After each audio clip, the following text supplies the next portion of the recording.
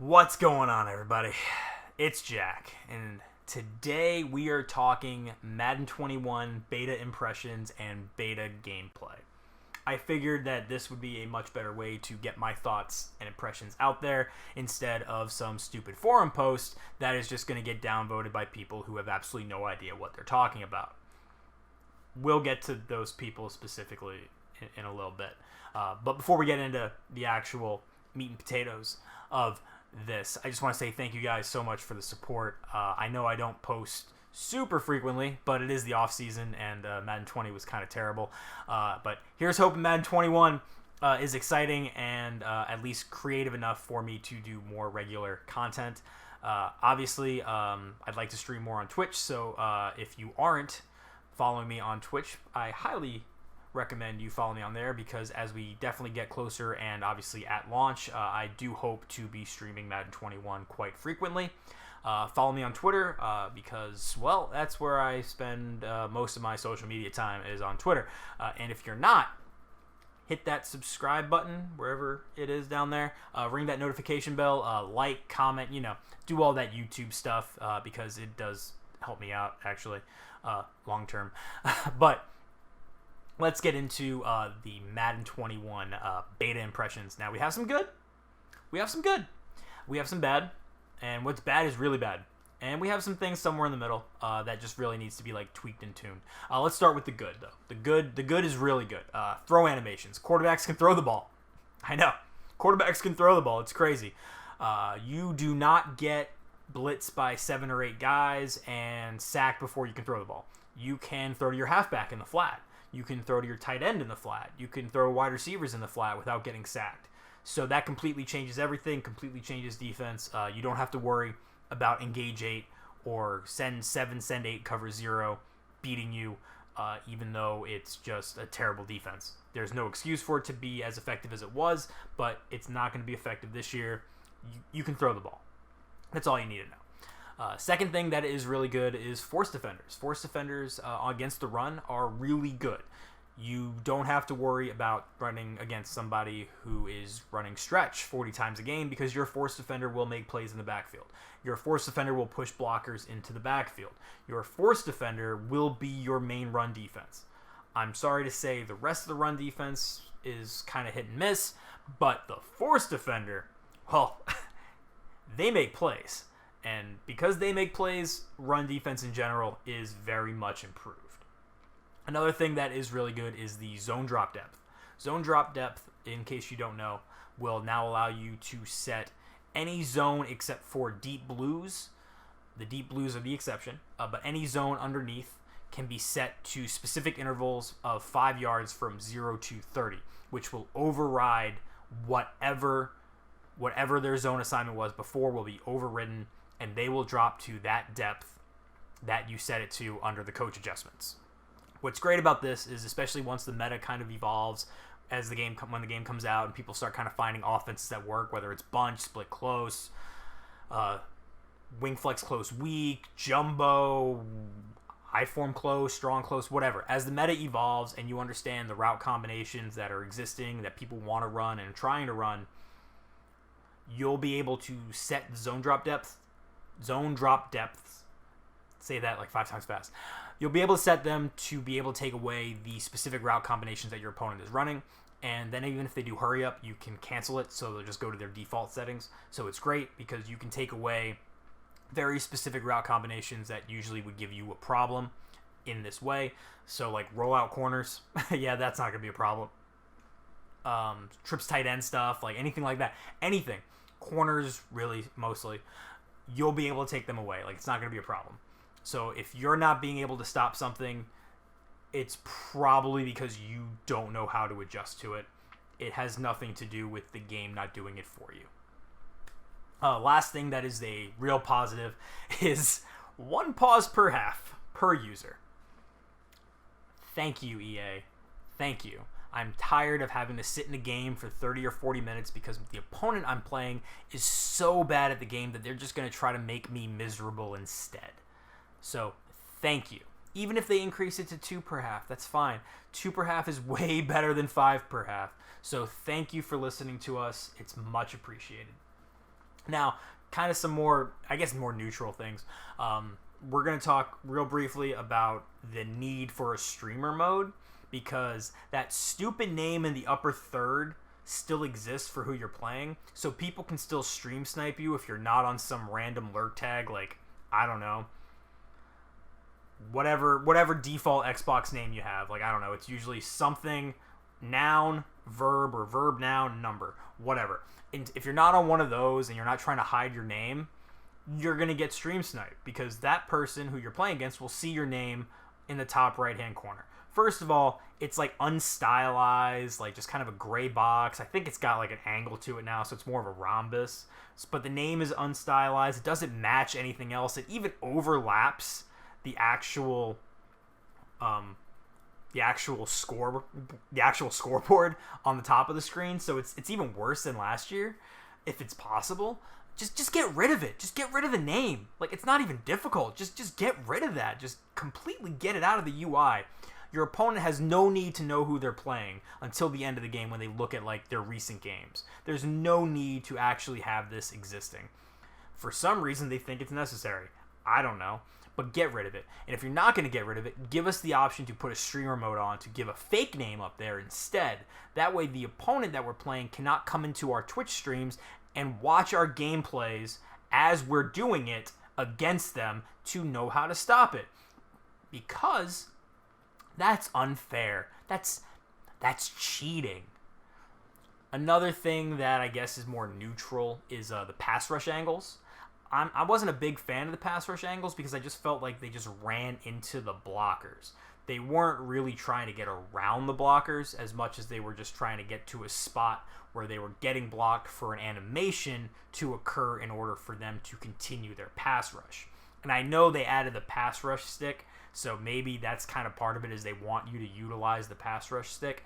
But if there isn't anybody in front of a blocker, or if there's not anybody in front of a rusher, why is my rusher running to find a blocker? That's stupid.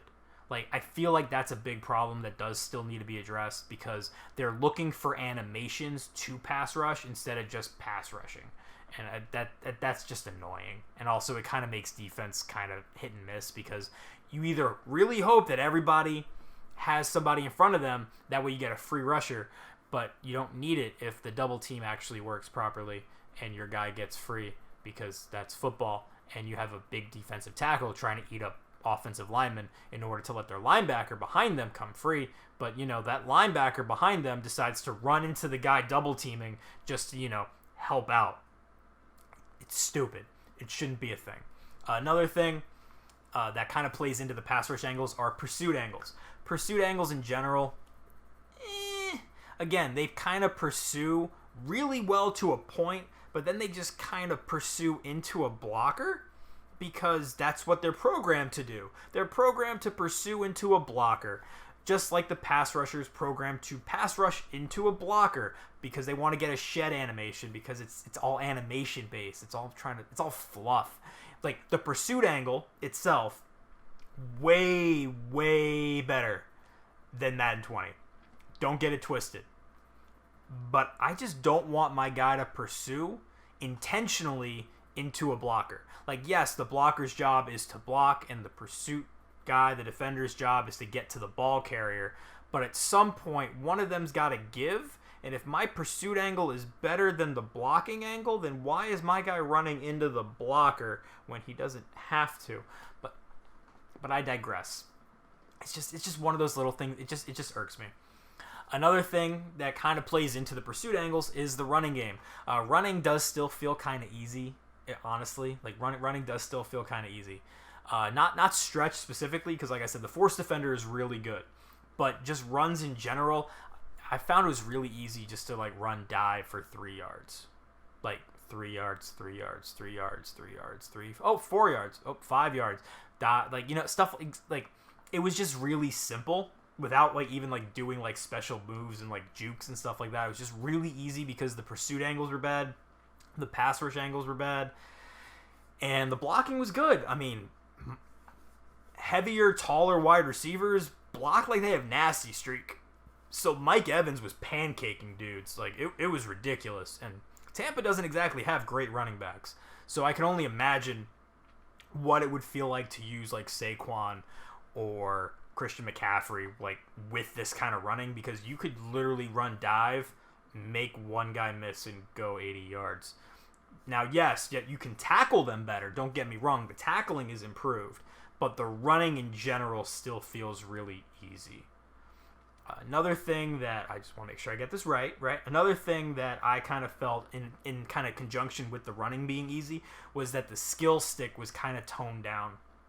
And I know that the reason behind this really is that last year you didn't really do a whole lot of juking. Everything was done with the left stick, like, you know, those little stutter steps, little stop and goes and stuff. And let's be honest, EA don't like that.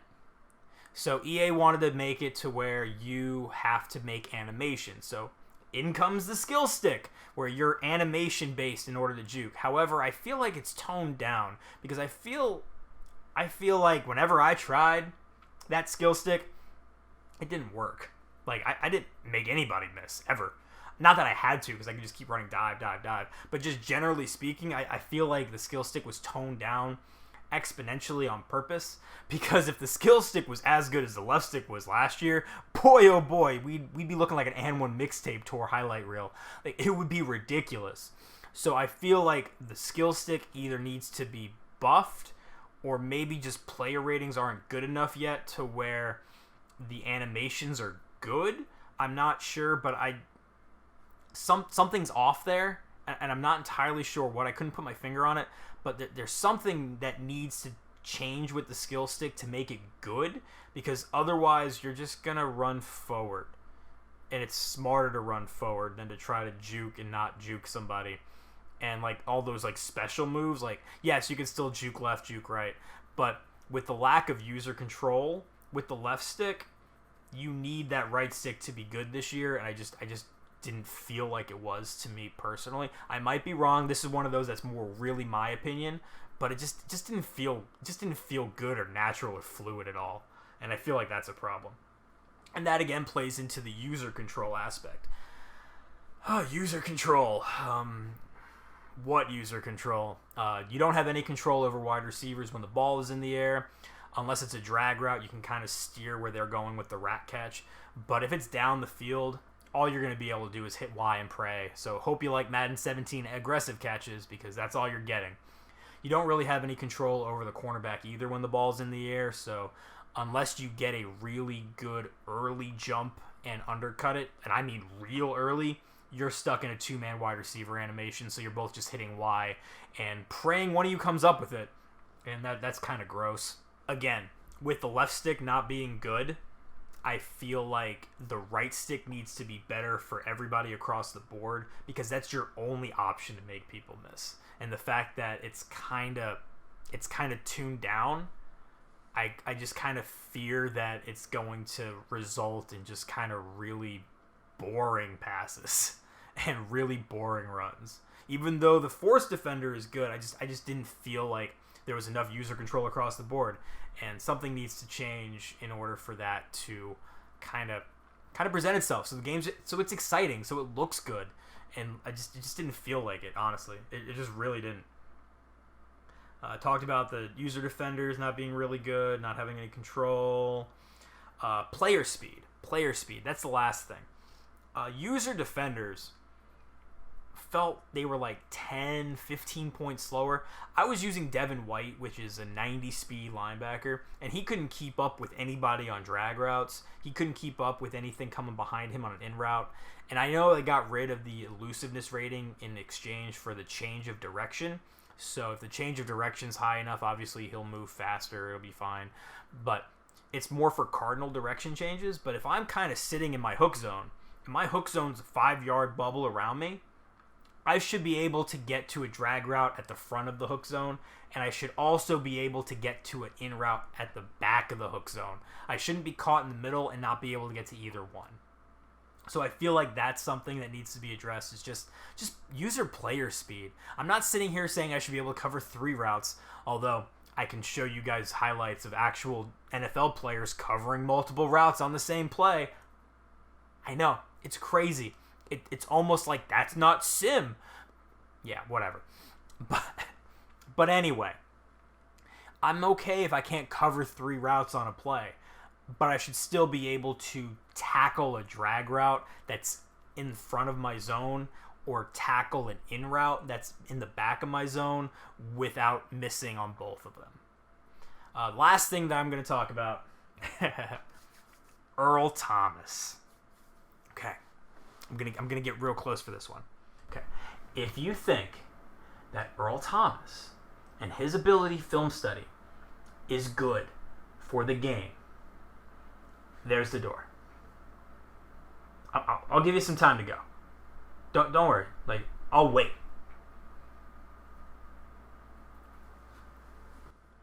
Okay. They're gone. Okay. So the problem with Earl Thomas is film study. I wouldn't have an issue with it if it was an X Factor and if it was the direct response to Peyton Manning's Omaha. My problem with it is that it's a superstar ability. Once it's on, it's always on. And you see my adjustments in real time. Just like if you were stream sniping me. Which, if you remember, stream sniping is cheating.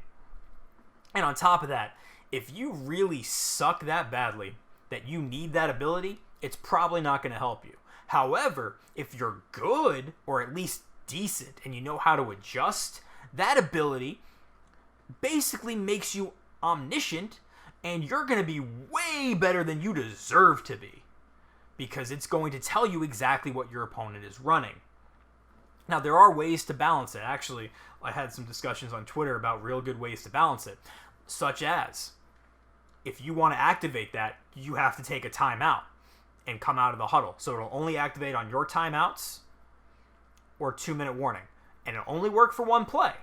That way, you get your chance, but you're giving something up. You have to give something up to get instant help. You shouldn't be given help for free. If you're going to take this kind of help, which would be like somebody coming to the sideline and them showing you play art and be like, okay, this is what they're doing, this is how they're coming out, like, right? If that's what you're getting, then you need to give up the timeout to huddle with the coach. Something's got to give. Again, I don't think it should exist at all. Quite frankly, I think you have enough information with previous play and knowing formations before I come out of the huddle and all that stuff. You have all the information you need. You know all the hot routes I have available. So you know where players are, what tendencies I have, at least by the second, third drive. You should kind of have an idea. You don't need it. And if you think you do, I'm sorry, but there are a ton of videos on the internet to help you get better to where you don't need that ability. But that ability is not going to help you. That ability is going to help me destroy you, though. Because if you put that ability on my field, I'm going to be psychic already being better than most players that I face. Do you see where the disconnect is? What you think is sim, which isn't sim at all, really is going to make the game worse for you than if you just left it alone and stopped complaining.